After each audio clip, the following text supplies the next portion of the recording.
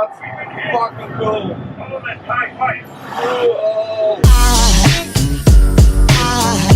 There goes a sight from my soul. Hier soir j'ai rencontré des Canadiens à la guest house et on a eu la bonne idée de se dire on va pas dormir et on va aller très tôt au marché aux poissons aller manger des sushis. Donc nous voilà au marché aux poissons pour aller manger des sushis. Les plus frais je pense qu'on puisse trouver. Allez on y va.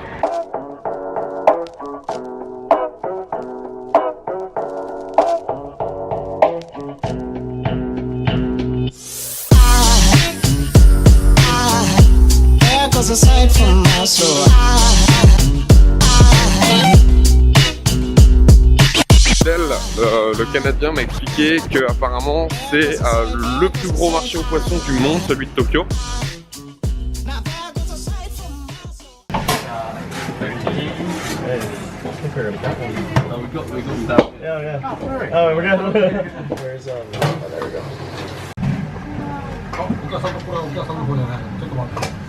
Donc voilà, je pense qu'on peut pas faire plus frais en termes de poissons. On est à même pas 100 mètres du marché aux poissons de Tokyo. Donc on va goûter ça.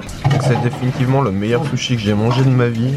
Honnêtement, c'est super fondant. Une règle à respecter, on ne trempe pas le riz dans la sauce soja, on trempe le poisson dans la sauce soja. On sort du restaurant. C'était vraiment super bon, honnêtement. C'est probablement, ouais, non, c'est pas probablement, c'est les meilleurs sushis que j'ai jamais mangé de ma vie. Genre le poisson fondait vraiment dans la bouche quoi. On était à même pas 100 mètres du marché aux poissons, donc forcément, c'était des produits frais et c'était vraiment excellent quoi. Et là maintenant, on se dirige direction Akihabara, qui est le quartier donc manga, animation, électronique et plein d'autres choses, histoire de passer l'après-midi là-bas. On y va.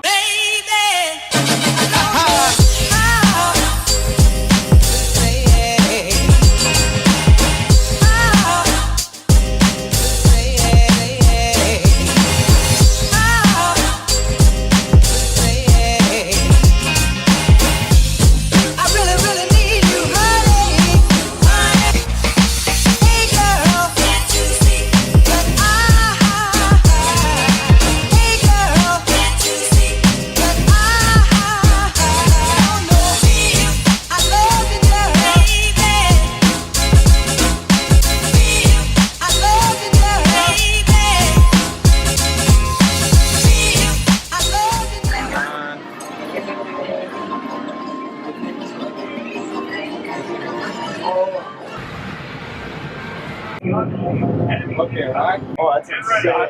Oh, that's fucking cool. Oh my god.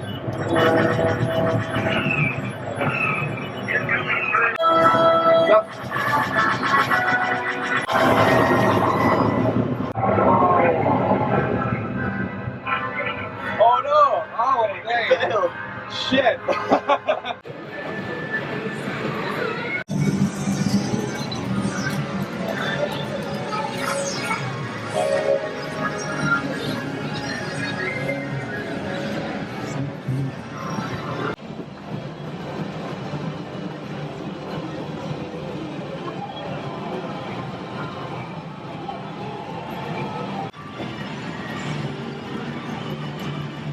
La salle d'arcade c'était vraiment bien, c'est super fun, honnêtement il y a plein de trucs à faire. T'as plein de jeux différents suivant ce que t'aimes. Mais perso, les jeux les plus fun je trouve, c'est les jeux de rythme. Quand t'es avec quelqu'un tu t'éclates quoi, c'est super drôle. Bon par contre ça revient vite cher hein. Quand tu passes là à chaque fois 100 yens, 200 yens, 300 yens, ça va vite et tu peux vite dépenser pas mal. Mais sinon c'est vraiment super chouette. C'est putain de bruyant par contre, c'est vraiment super bruyant. Enfin, t'es content quand t'en sors quand même parce que t'as les oreilles qui explosent à la fin, mais sinon c'est vraiment top. Bon, en tout cas le quartier est vraiment génial, c'est un lieu qui est vraiment atypique quoi. Tu trouveras ça nulle part ailleurs. Quand je reviendrai sur Tokyo, je passerai encore 1 ou 2 journées parce qu'il y a trop de trucs à faire, c'est assez hallucinant quoi. On a passé là ne serait-ce que 2 heures, ouais 2 heures et demie peut-être dans la salle d'arcade pour vous dire, donc ouais non c'est vraiment cool.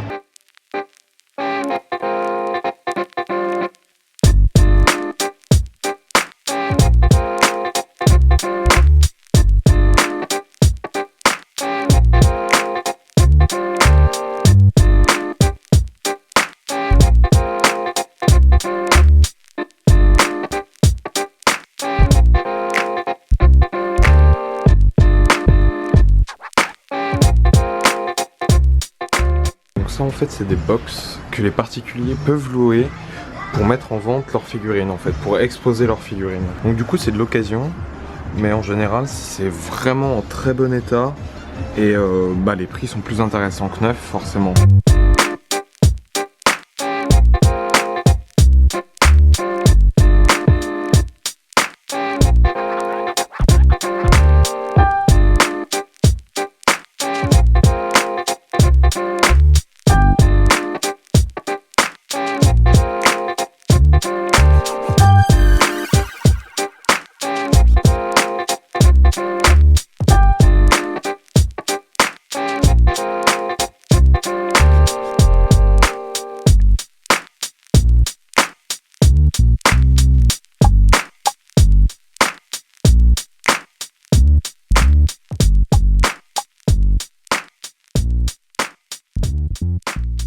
Bon, vous m'excuserez s'il y a certains plans qui sont tournés un peu à l'arrache, c'est parce que dans certains endroits il n'y a pas le droit de filmer, notamment les game centers. Normalement dans tous les game centers c'est interdit de filmer, en tout cas tous ceux dans lesquels je suis allé, et pour certains magasins c'est pareil. Donc là le truc de box où j'étais, c'était interdit de filmer, donc j'ai fait ça un peu quand même en loosé, mais je l'ai fait histoire de...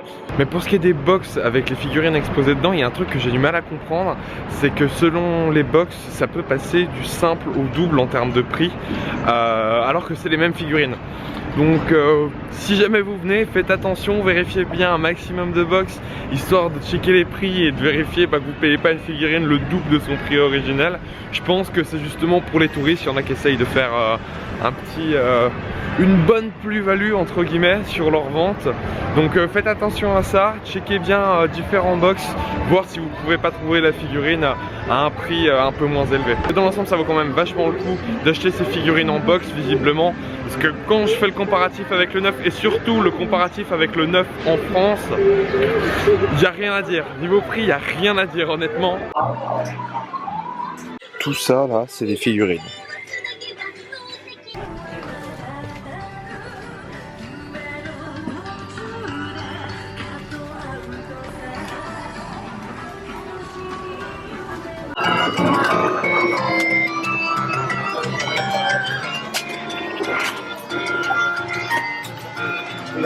Bon déjà on attaque, ils ont tous les Pokémon, vraiment de la première génération en tout cas, enfin tous les Pokémon sur Game Boy en tout cas, Game Boy Color, même ceux, ouais putain la vache, même ceux, il y avait des Tetris Pokémon ou des Flipper Pokémon qui étaient sortis, qui n'étaient pas extraordinaires mais ils les ont.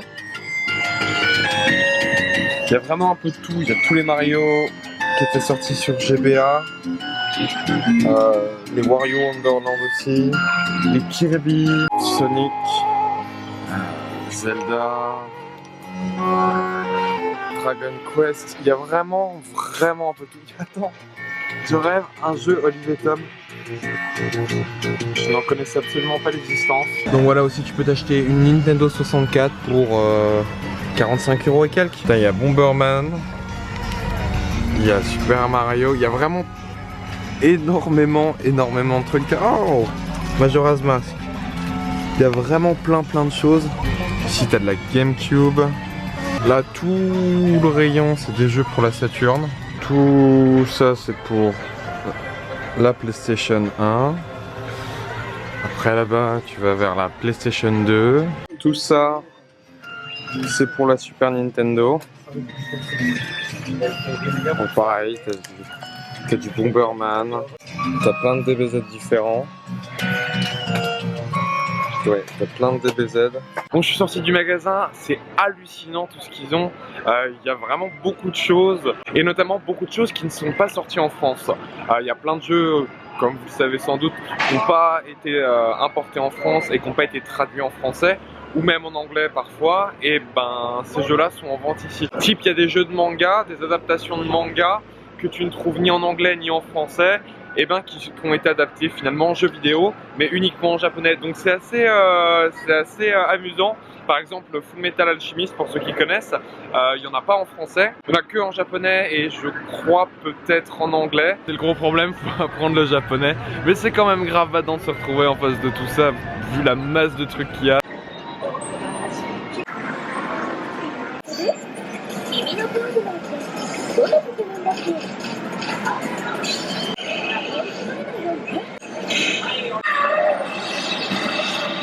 ça, c'est ce qu'on appelle des gachapon. Donc on a ça aussi en France, mais là c'est un tout autre level. C'est en fait, bah voilà, tu as une boule au hasard avec à l'intérieur un cadeau, un objet, une figurine, un porte-clés, quelque chose comme ça. Sauf que là, on a des tas et des tas sur plein de mangas différents, sur plein d'événements de la pop culture différents, ou même des choses qui n'ont rien à voir ou aucun sens, type là, j'en sais rien, des trains. C'est assez épique. Du coup là, j'avais envie d'essayer. Je vais essayer ça avec le gachapon Arsène Lupin. Donc voilà, 300 yens. Tu tournes et tu obtiens donc ta boule. Du coup, j'ai eu le héros principal, Arsène Lupin. Donc là, je viens de tomber sur un truc assez énorme dans les toilettes du club Sega. Donc t'as un jeu juste au-dessus d'une pissotière. Donc un jeu en free-to-play où tu es censé viser cette cible. Et du coup, bah je sais pas, tu gagnes des points en fonction, je sais pas quoi, j'ai pas trop compris. Mais c'est assez épique comme expérience.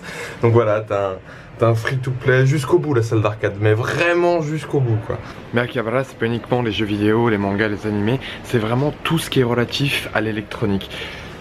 Honnêtement, je pense que tu peux tout y trouver qui a un lien avec l'électronique. Il y a vraiment énormément de choses. Ça passe de s'acheter une simple touche de clavier à s'acheter le dernier jeu qui est sorti. C'est assez hallucinant.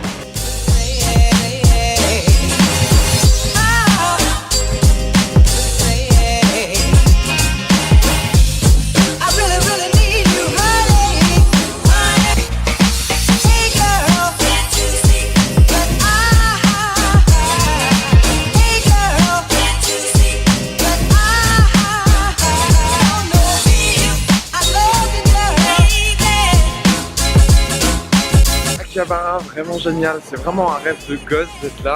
Donc c'était vraiment un gros kiff. Si vous aimez les mangas, l'animation, les jeux vidéo, c'est vraiment le lieu où il faut venir. Il y a une atmosphère de dingue, il y a une ambiance géniale. Honnêtement, ouais, Akihabara, c'est top.